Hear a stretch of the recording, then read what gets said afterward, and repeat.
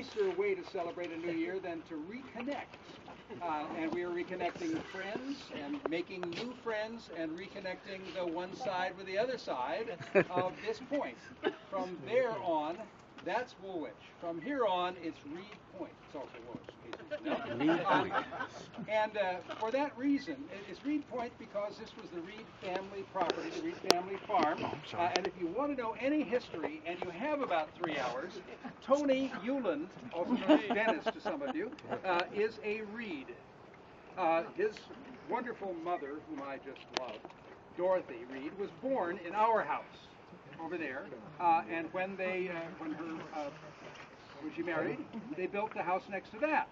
And then when her grandmother died, they moved over to that house, which was built about the turn of the century. So 1850 was the Reed property, and this was all farmland until, ta-da, this bridge, which was on your invitation, you have a picture of it, in 1927 was built. Now, who knows why?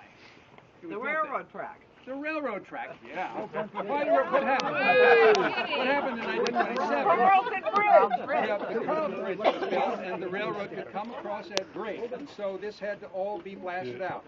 There is about, is it a half an hour story that Dennis will tell you, or Tony will tell you if you're nice to him, about the blasting of that bridge. But the short version is that every day the people would come and have to, this is all granite, they'd have to come and dig the holes for the dynamite.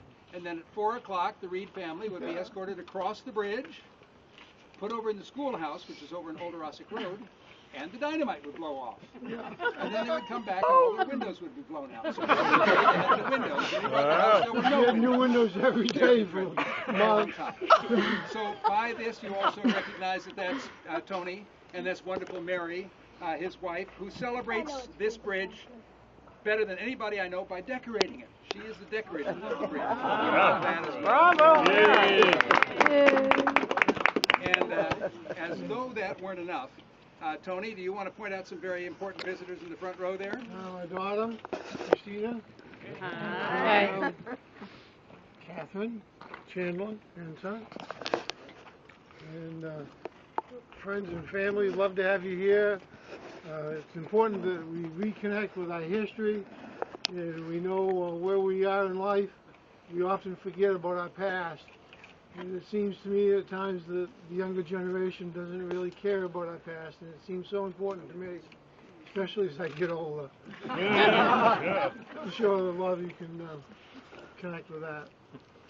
Now, in addition to connecting to everything else, a very important connection is between our wonderful neighbors on that side of the bridge and us. And the Tainers have just arrived, so you want to say hi? They're the other side of this connection. We love being with you. It's nice to be reconnected after a while. There is another there are lots of stories, but one very important one has to do with fires.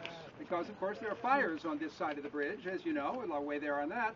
And this was a 6-ton bridge. Guess what couldn't come across? The fire engine. So the symbolic value will not be lost on you that we now have a fire truck which successfully crossed this bridge. I can tell you that at one point there was a fire that had to be put out by a pumper on that side and a hose across the bridge all the way over to the barn. So we're very grateful for that and for the septic tank that can now be repaired as well.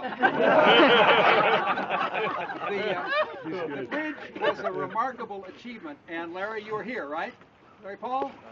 Thank you so much for coming and for your great job, Larry from AMI.